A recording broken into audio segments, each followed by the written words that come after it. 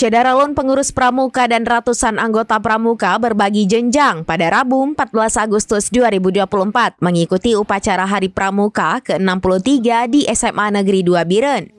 Upacara dihadiri Ketua Kuarcap Biren, Dr. Muzakar Agani, Sekdakap Biren, Insinyur Ibrahim Ahmad, Asisten 2 Dailami, Staf Ahli Dr. Amir Ad-Dani, Kepala Badan Pengelolaan Keuangan Daerah Mawardi, dan Rektor IAI Al-Muslim Aceh Dr. Nazarudin.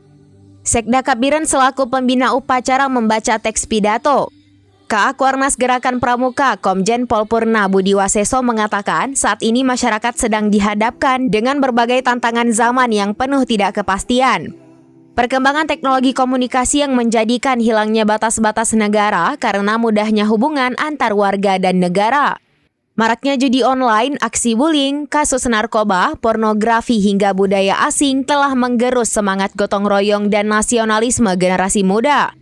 Dalam menghadapi persoalan itu, Gerakan Pramuka sangatlah tepat untuk menganalisis situasi saat ini, di mana Pramuka memberikan pendidikan life skill, soft skill, hard skill, serta dilengkapi dengan kecerdasan sesosif, yaitu kecerdasan spiritual, emosional, sosial, intelektual, dan fisik yang menjadi postur ideal seorang pramuka sebagai generasi pembawa perubahan untuk bangsa Indonesia.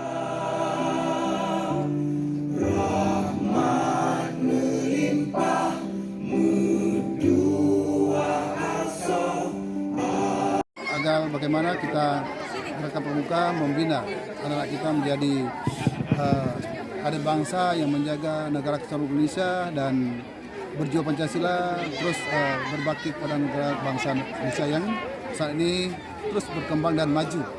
Dan kita di Pramuka mempersiapkan anak-anak kita sebagai kader bangsa ini berjuang disiplin, ya, menjaga integritas kebangsaannya dan giat belajar hingga pada waktunya nanti mereka menjadi pemegang estafet, ya, dari peralihan kebangsaan ini menuju Indonesia Emas pada tahun. Dari Biren, Yusmandin Idris, serambinews.com. Download Tribun X sekarang, menghadirkan lokal menjadi Indonesia.